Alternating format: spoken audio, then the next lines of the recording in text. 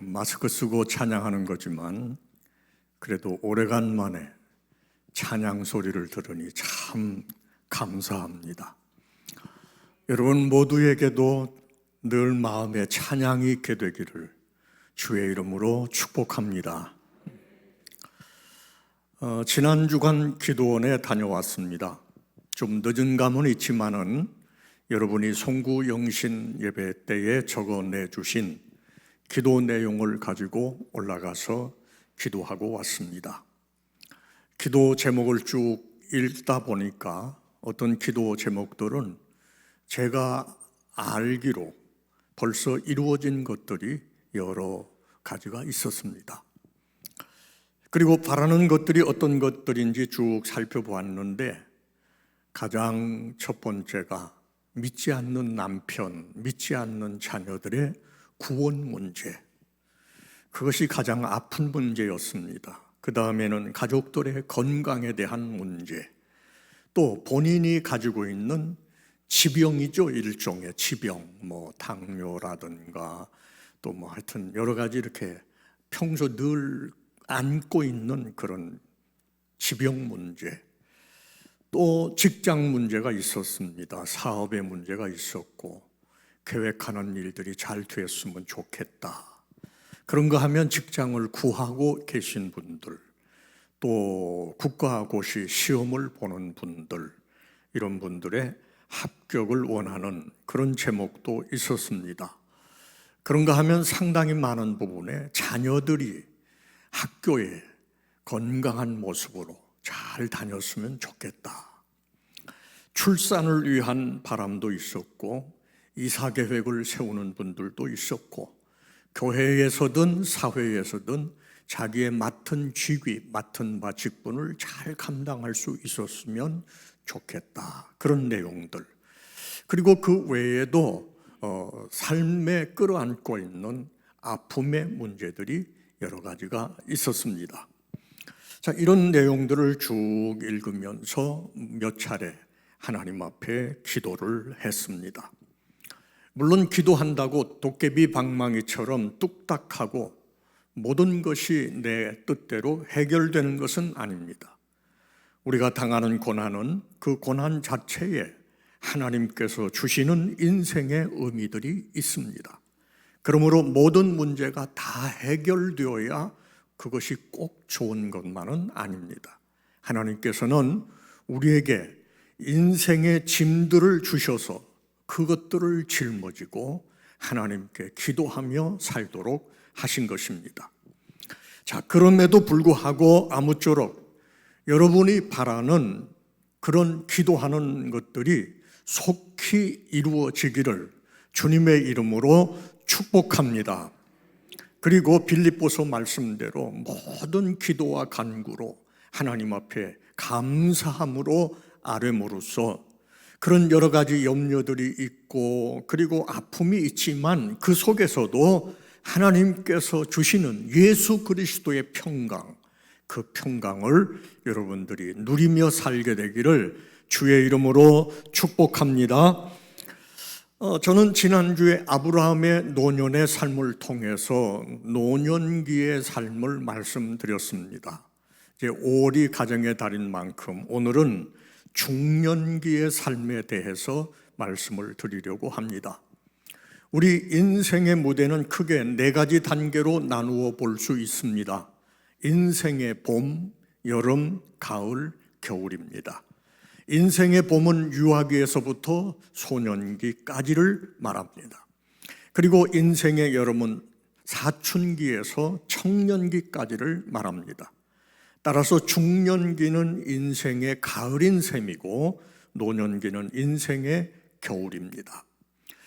중년기를 구분하는 연령은 인간 수명이 연장됨에 따라서 그리고 사회 문화적인 관점에 따라서 달라질 수 있지만은 지금까지는 대체로 35세부터 55세까지를 중년기로 보는 것이 일반적인 견해였습니다. 그러나 요즘 들어서는 평균 수명이 많이 늘어났고 또 나이 많으신 분들도 젊음을 유지하기 때문에 56세부터 노년기라고 하면 별로 기분이 좋지 않습니다. 그래서 최근 심리학자들은 55세부터 65세까지를 중년 후기라고 부르고 있습니다. 그러므로 지금 65세 되신 분들도 아직까지는 내가 중년인 것을 아시기를 바랍니다. 그러니까 결국 35세부터 65세라고 하는 광범위한 연령층이 중년기에 속하고 또 사회 구성원으로 볼 때에도 이 중년기의 구성원이 제일 많습니다. 사회학적으로 볼 때에 그 사회의 중심적인 문화를 형성하고 이끌어가는 것은 그 사회의 가장 중심을 이루고 있는 중년층이 만들어 간다고 말하고 있습니다.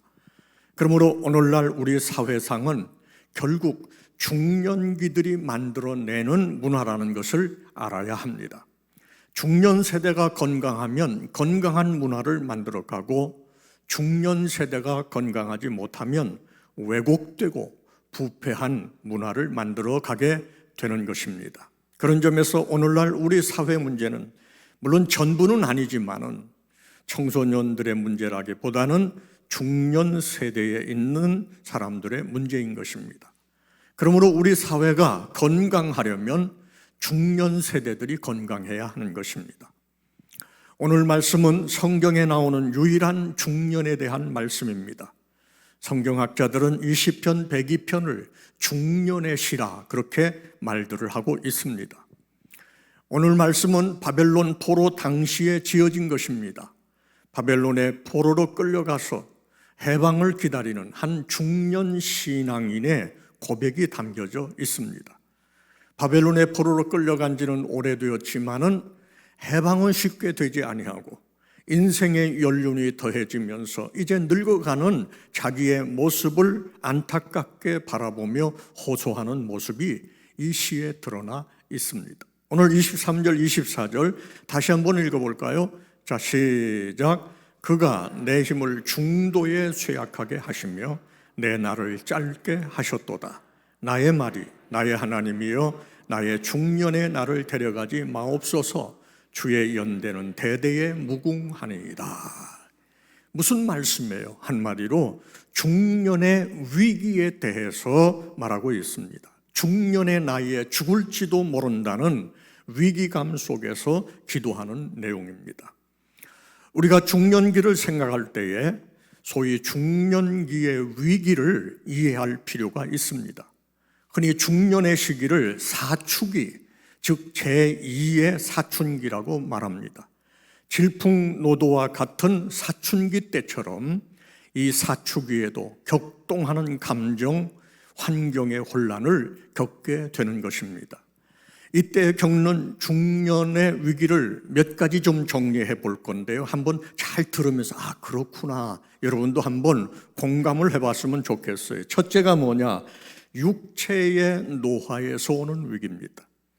중년기는 시간이 흘러간다는 것을 비로소 깊이 실감하는 때에, 청년기 때는 시간이 빨리 가지 않습니다. 그런데 이 중년기 때 비로소 시간이 흘러가는 걸 실감하는 거예요. 40대는 20대에 비해서 7% 정도의 노화가 진행되는데 눈가에 주름이 지기 시작을 하고 눈이 침침해지기를 시작합니다. 머리카락이 희기 시작을 하고 피부는 탄력을 잃고 여기저기 아픈 곳이 생겨나기 시작합니다. 이때 여성들은 화장에 생명을 겁니다. 화장에 대한 재미있는 명칭들이 있는데 20대의 화장은 단장이라고 말하고 30대는 말 그대로 화장이라고 말하고 40대는 화장이 아니라 분장을 한다고 말합니다. 이제는 자신의 얼굴에 자신이 없어서 화장을 가지고는 안 되고 무대의 배우처럼 분장을 하는 것입니다. 50대는 분장을 해가지고도 안 돼서 변장이라고 말하고 60대는 그야말로 무장이라고 말합니다. 그러므로 여기 오늘 40대 이상 되신 여성분들은 모두 화장을 가지고 사실은 변장을 한 거고 모두 무장을 한 거예요. 다 느끼는 거지만 여성분들이 어느 날 화장을 안 한 모습을 보면 깜짝 놀랄 때가 있죠. 늘 화장으로 변장을 하고 다니니까 그런 얼굴인 줄 알았는데 화장을 지우고 나니까 전혀 다른 얼굴 때들이 있는 거죠. 자, 따라서 이때는 늙음에 대한 슬픔이 시작되는 시기입니다. 자신이 늙고 있다는 사실에 대해서 고민하게 됩니다. 괜히 우울해지고 막연한 불안감이 삶을 압도하게 됩니다. 또 여러 가지 환경적인 요인들이 심리적으로 불안하게 만듭니다. 예를 들어 남자들은 회사에서 젊은 후배들이 무섭게 차고 올라오고 자연히 퇴직이나 명퇴의 압력을 받게 됩니다. TV의 광고도 70% 정도가 10대, 20대를 위한 광고입니다. 중년기의 광고라고 해봤자 류마티스 관절염에 붙이는 파스 광고 정도에 불과합니다. 따라서 상대적으로 사회의 한 중심에 서 있는 세대이면서도 서서히 사회 중심으로부터 밀려나는 듯한 소외감에 쌓이게 되는 것입니다. 이 시기에 여성들은 폐경기를 경험하게 되고 남성들은 현저하게 체력의 감퇴를 느끼게 됩니다. 두 번째, 죽음을 의식하게 되는 시기가 바로 중년기입니다. 중년기가 되면 죽음이 남의 얘기가 아니라 내 얘기가 됩니다. 주변에 가까운 사람들이 하나둘씩 내 곁을 떠나게 됩니다.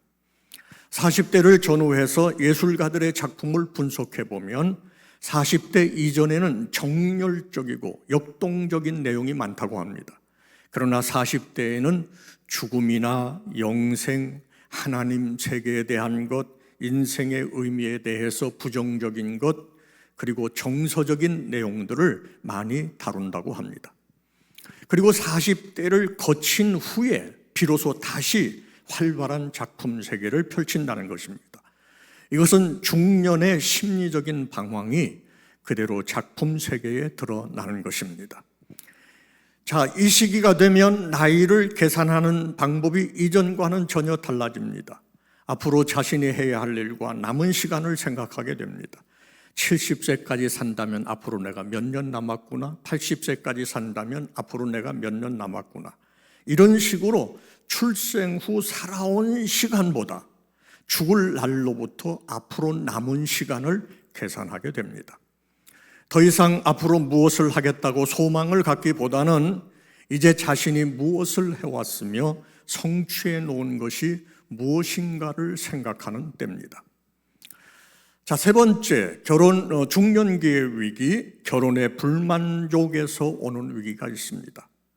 결혼 초기에 감정이 사라지고 결혼 생활이 느슨해지게 됩니다. 그래서 부부가 서로에 대해서 시들해지는 것입니다. 인간 수명이 길어지면서 내가 저 사람하고 앞으로 30년, 40년을 더 살아야 하다니 끔찍하다라고 생각하기도 하는 시기이기도 합니다.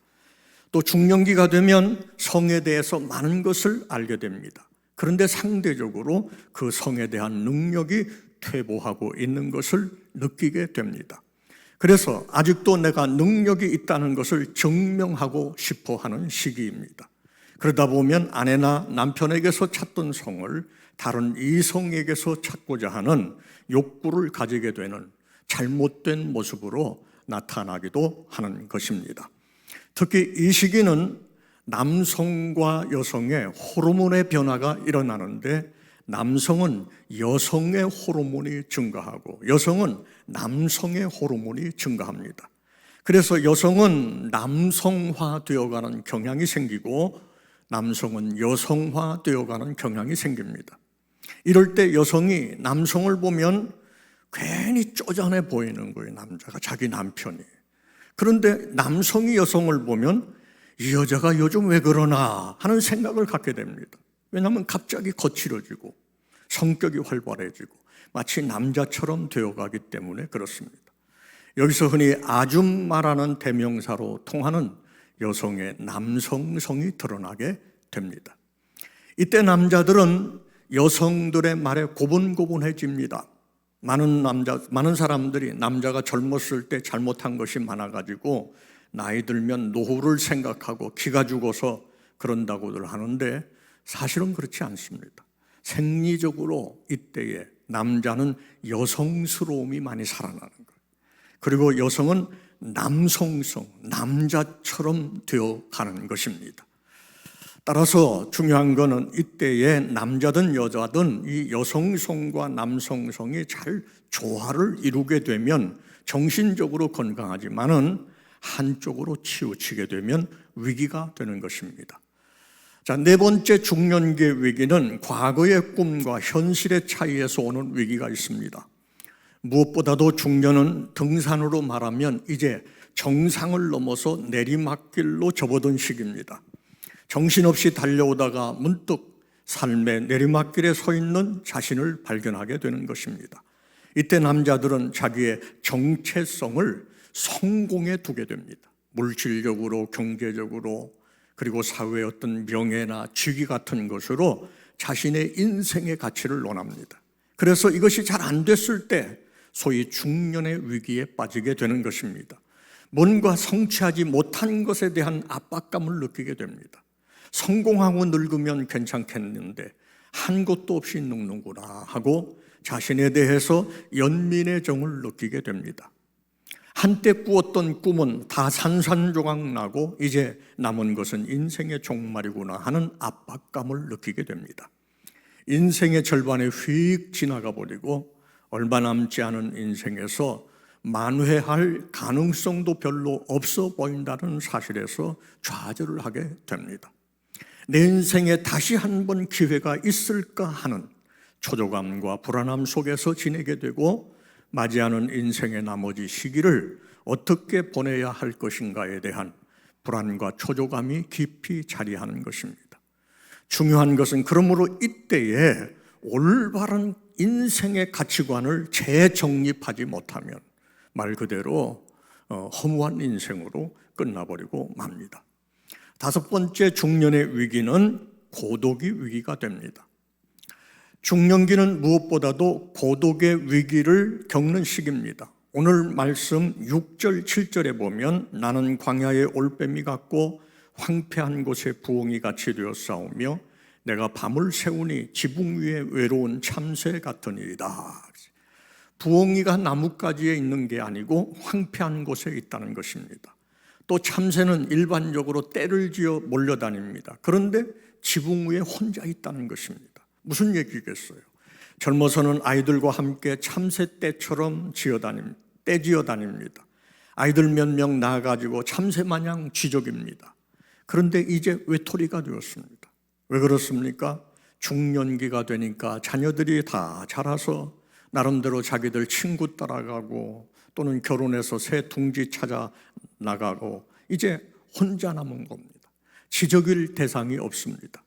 그래서 지붕 위에 외로이 남은 참새 마냥 집에 홀로 남은 사람이 되었다는 것입니다. 이것을 심리학적으로 빈둥지 증후군이라고 말합니다. 연세대 상담실에 올라온 40대의 한 여성의 호소하는 글입니다. 이때까지 나를 위하여 단 한 푼 못 써보고 아플 시간조차도 없이 지나가고 어느덧 40대가 되었습니다.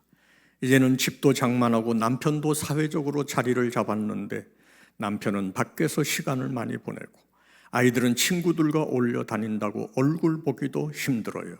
내 품에는 아무것도 남은 것이 없는 것 같아요. 너무 허무하고 인생이 무의미하게 느껴집니다. 어떻게 해야 할지를 모르겠어요. 이런 글이죠. 오늘날 전형적인 중년기 주부들이 호소하는 삶에 대한 허무감입니다. 이때는 특별한 이유가 없어도 왠지 지나온 삶이 후회스러울 수도 있고 이제껏 무엇을 위해서 이렇게 뛰어왔는지 스스로 되묻는 시기이기도 합니다. 특히 여성 중년의 경우 이제껏 자녀들을 위해 살아온 나, 남편을 위해 살아온 나, 가정주부로서의 나의 역할이 심각하게 도전을 받는 시기입니다. 청소년이 된 아이들은 자기들끼리 바쁘고 엄마란 그저 뒷정리나 맡아주는 가정부쯤으로 여기는 듯하고 중년기의 남편은 직장에서 사회에서 정신없이 바쁘게 일하고 가정을 마치 하숙집으로 생각하는 듯하고 따라서 상대적으로 여성은 가정에서 자신의 역할이 점점 축소되고 초라해 보이고 가슴의 공허가 더욱 크게 느껴지는 것입니다. 이때의 중년기 여성은 소위 정체성의 혼돈을 맞게 됩니다. 이제까지 익숙해 왔던 자신이 어머니로서, 아내로서 삶의 목적이 의미를 상실하게 됩니다. 이러한 위기를 맞이하는 여성들은 주로 두 가지 태도를 취합니다. 하나는 흔히 말하는 중년의 일탈 행위입니다. 이제 얼마 남지 않은 젊음을 이제부터라도 나를 위해, 나만을 위해 보란듯이 살아보겠다는 생각에서 자신의 본래 위치에서 일탈하는 것입니다. 그래서 가정에서 그리고 주부로서의 책임은 더 이상 생각하지 아니하고 내 욕구가 원하는 대로 살아보겠다고 집을 나서는 것입니다. 이런 모습은 중년기 위기를 올바로 극복하지 못하는 경우라고 할 수 있습니다. 다른 하나는 비록 중년의 허무와 공허를 느끼지만은 새로운 역할을 찾기 위하여 변화를 시도하는 것입니다. 이제껏 가족 우선순위에 뒤로만 미뤄왔던 참된 자아를 찾아보는 것입니다. 그래서 새로운 의욕을 가지고 새로운 배움의 방향으로 눈을 돌리고 새 역할을 찾기에 자신을 바쁘게 던져보는 것입니다. 이때에 건강하고 사회에 헌신하고 또 우리 교회에서는 봉사의 삶을 찾아보면 새로운 의미를 갖게 될 것입니다. 여섯 번째 중년의 위기는 신앙의 위기를 경험하는 시기이기도 합니다. 물론 청년기에 하나님의 말씀을 통해서 신앙의 확신을 갖고 안정된 성숙을 이루어온 사람들에게는 이 중년기는 풍성한 열매를 맺는 시기가 될 수 있습니다. 이때 마음껏 하나님을 섬기고 봉사하고 또 사회적으로도 그렇습니다. 그러나 지금까지 교회 출석하고 신앙생활을 한다고 했지만은 신앙생활의 동기가 부족했던 사람들, 예를 들어 그저 아내 때문에 마지못해 교회 나갔던 사람들, 이런 사람들은 서서히 신앙생활 그 자체를 전면적으로 부인하고 떠나고 싶은 유혹을 느끼는 시기가 됩니다. 그러나 동시에 이 시기는 성숙할 수 있는 기회의 때이기도 합니다. 신앙면에서도 의미 있는 봉사생활을 하고 싶어 할 뿐만 아니고 의미 있는 신앙적 교제를 추구하는 때도 바로 이때입니다. 따라서 이때 하나님의 말씀에 의해서 잘 인도될 수 있다면 이 시기야말로 자기의 삶을 가장 충실하게 열매 맺어 갈 수 있는 놀라운 시기가 될 것입니다. 인생의 어느 시기보다도 이 중년의 시기는 시간과 재력이 있기 때문에 자신이 가진 가능성을 가지고 생의 마지막 과제 앞에 도전하기에 적절한 때인 거죠. 자, 이처럼 중년기는 많은 부분에서 자신을 잃어가는 시기요, 인생의 급격한 변화를 겪는 시기요, 삶의 많은 부분을 부정적으로 보게 되는 시기입니다. 하지만 이 시기가 무조건 부정적인 시기만은 아닙니다. 위기는 항상 또 다른 기회가 되는 법이죠. 현대 정신분석학의 대표적 이론가인 에릭슨에 의하면 이 시기는 가장 생산적인 시기일 수 있다, 그렇게 말합니다. 즉 중년기는 자아 성숙의 가능성이 있는 반면에 반대로 자아 퇴보의 가능성이 다 같이 열려있는 시기라는 말이죠. 따라서 이 시기에 위기를 잘 극복하고 새로운 기회로 삼는 사람은 성숙한 인격과 인생을 보낼 수 있습니다. 그러나 이 시기의 위기를 잘 극복하지 못하면 그 인생은 오히려 퇴보하게 되는 것입니다. 중년의 시기는 그 어떤 시기보다도 완숙하게 자신의 일을 해낼 수 있는 시기인 것입니다. 서양의 예술가들을 연구한 영국의 정신분석학자인 제쿠스에 의하면 많은 예술가들이 오히려 중년기에 들어서면서 놀라운 창조성을 발휘했다라고 말합니다. 베토벤이나 괴테나 입센, 볼테르, 라파엘, 그리고 쇼팽, 이런 분들은 모두 중년기에 들어서 갑자기 높은 창작 활동을 보였던 사람입니다. 성경에서도 하나님의 큰 일을 감당한 사람들은 중년의 나이에 들어 한 사람들이 많습니다. 여호수아가 그랬고 갈렙이 그랬고 야곱이 그랬습니다. 그럼에도 불구하고 많은 사람들이 이 시기에 자포자기하여 타락한 삶을 살게 되기도 합니다. 방향을 잘못 정한 사람들은 타락하게 됩니다. 이 시기에. 자, 히스기야 왕이 중병에 걸려서 절망적인 상황에 있다가 하나님을 새롭게 만나고 병을 고쳤을 뿐만 아니라 새로운 인생을 살았습니다. 이 중년의 위기를 잘 극복하면 인생이 반전되는 거죠. 다윗도 중년의 나이에 중요한 범죄를 저지르고 하나님 앞에서 무서운 위기를 당했다가 철저하게 회개하고 하나님이 주시는 징계를 받아들이면서 그 인생을 새롭게 열어나갔습니다. 이처럼 중년의 시기는 다양한 위기가 도사리고 있는 때, 우리는 이 중년의 위기를 어떻게 극복하고 새로운 창조의 삶으로 나갈 수 있을 것인가? 이걸 깊이 생각을 해야 돼요. 몇 가지 정리를 해보면 우리 노년기도 마찬가지지만은, 첫째, 중년기의 변화에 대해서 자연스럽게 인정하고 받아들이는 자세가 필요합니다. 내가 왜 이러지? 그게 아니라 나 혼자만 겪는 문제가 아니고 누구나 경험하는 삶의 한 과정이라는 것을 이해하는 것이 필요하다, 그 말이죠. 사춘기가 병이 아니듯이 중년기에 일어나는 여러 가지 변화가 내가 잘못한 것이 아니라 누구나 겪는 한 과정이요, 그것이 삶의 한 부분이라는 것을 먼저 인정하고 받아들이는 것이 중요하다. 두 번째, 인생을 정리해 봄으로 새로운 변화를 준비해야 됩니다. 지금까지 내가 살았던 삶이 어떠한 것이었든지 소중한 것으로 받아들이는 자세가 필요합니다.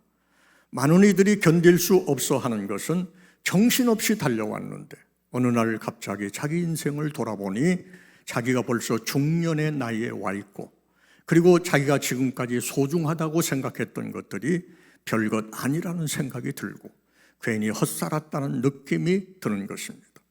그러나 결코 그렇지 않습니다. 내가 나름대로 성실하게 살아왔다면 그것 자체로 의미를 가지는 것입니다. 내가 살아온 삶의 발자취가 아름다운 모양을 하고 있든지 그렇지 못하든지 나름대로 의미가 있는 것입니다. 그 삶의 가치를 인정하지 못하면 다음의 삶을 준비하지 못하는 것입니다. 우리의 삶은 그냥 몇 단계씩 건너뛰는 것이 아닙니다. 현재까지 살았던 삶을 내가 긍정해야 다음 단계의 삶으로 나아가는 것입니다. 지금까지 살았던 삶에 대해서 스스로 자긍심을 가져야 다음으로 이어지는 삶에 대해서 자신감을 가지고 대처할 수 있는 것입니다. 그러므로 지금까지 살았던 자신의 삶을 한번 정리하는 시간을 가져야 됩니다. 하나의 인생 마디에 획을 긋는 거죠. 잘한 것은 잘한 것대로, 실수나 실패는 실패대로 인정을 하고, 그것도 역시 내 삶의 한 부분인 것으로 소중히 간직하는 것이 좋은 것입니다. 왜냐하면 그건 바꿀 수 있는 것이 아니니까. 부끄러우면 부끄러운 대로, 자랑스러우면 자랑스러운 대로 가치를 부여하고, 이것도 역시 내가 살았던 삶의 한 부분이었다라고 소중하게 의미를 부여하는 것이다, 그 말이죠. 세 번째로, 거기에서 멈추는 게 아니라 이제 내려가는 길을 봐야 됩니다. 등산으로 말하면 중년은 이제 정상을 바라보거나 이미 정상에 있는 사람들입니다. 때문에 이제는 올라가는 것보다 내려가는 것을 생각할 나이인 것이죠. 그런 면에서 중년은 인생의 중요한 전환기의 시기인 것입니다. 지금까지 인생을 돌아보고 인생의 방향을 수정할 수 있는 마지막 기회에 있는 사람들입니다. 다시 말하면 인생의 새로운 가치 형성을 해야 하는 때입니다. 목표를 수정하는 때입니다. 중년기에 빠져 있는 사람들이 위기에 빠져가지고 허무한 삶을 살아가게 되는 중요한 원인 중에 하나는 바로 중년이 삶의 목표를 잃어버리는 시기이기 때문에 그렇습니다. 어렸을 때는 위대한 정치가든지 스포츠 영웅이라든지 세계적인 문학가 같은 그런 꿈을 꾸면서 자라납니다. 그러다 청년기가 되면 비록 그런 꿈은 잃어버린다고 해도 열심히 살다 보면 보다 나은 삶을 살 수 있다는 생각으로 위를 바라보며 삽니다. 하지만 중년이 되면 더 이상 아무런 꿈도 꿀 수 없게 됩니다. 위를 바라보며 걷던 인생이 이제 내리막을 생각하게 됩니다. 더 이상 아무 꿈도 꿀 수 없게 되었다는 그 사실이 중년기에 들어선 사람들을 허탈감과 절망감에 빠지게 하는 것입니다. 정신분석학자이며 심리학자인 어니스토 반덴하그는 중년기 위기에 대해서 이 위기는 꿈과 현실의 충돌이 막을 내린다. 이때부터 현실적인 자아 개념을 갖게 되는 것이다. 그렇게 말합니다. 그러니까 중년기의 삶은 이제 꿈을 잃어버린 채 메마른 현실 속으로 던져지는 그런 때라는 거죠. 그래서 허무와 절망 가운데로 빠져드는 것입니다. 언젠가 한 케이블 TV의 방송국 사장이 스스로 목숨을 끊었습니다.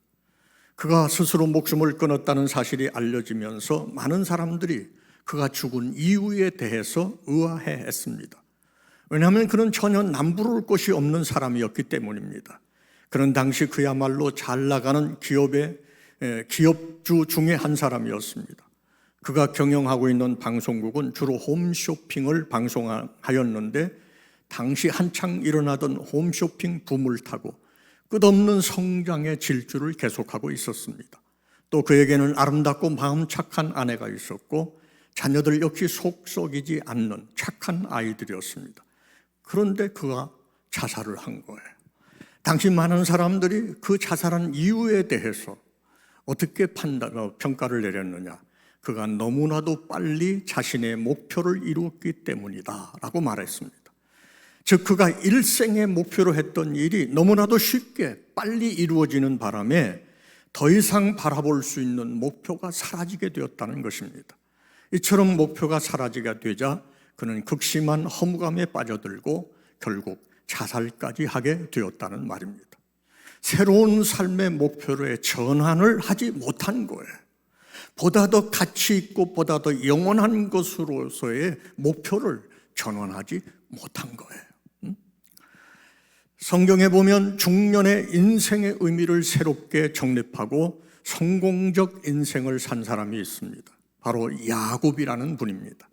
제가 야곱을 노년의 모델로 자주 언급하는데 야곱의 노년이 우리에게 모델이 될 수 있는 것은 그의 중년의 인생을 의미 있게 보냈기 때문입니다. 우리가 아는 대로 야곱은 형 에서를 속이고 장자권을 빼앗았고 아버지를 속이고 장자의 축복을 다 가로챈 사람입니다. 그래서 형의 노여움을 사서 형의 진노를 피하여 외삼촌 라반의 집에 도망가서 살던 사람입니다. 그런데 이 야곱이 중년에 큰 위기를 당했습니다. 그는 외삼촌 라반의 집에서 20년 동안 열심히 살았습니다. 결혼하고 큰 부도 이루었습니다. 그러나 그것이 자기의 살 땅이 아니었습니다. 인생의 방향과 목적이 거기에 있지 않았습니다. 그때 그는 인생의 전환점에 왔습니다. 인생의 방향을 돌려야 했습니다. 외삼촌 라반의 집을 떠나야 했습니다. 하나님이 약속한 가나안 땅으로 가야 했습니다. 20년 생활의 터전을 떠나서 새로운 곳으로 가야만 했습니다. 이것이 야곱의 중년의 위기입니다. 새로운 인생의 전환이 필요했습니다. 지금까지의 가치관을 버려야 했습니다.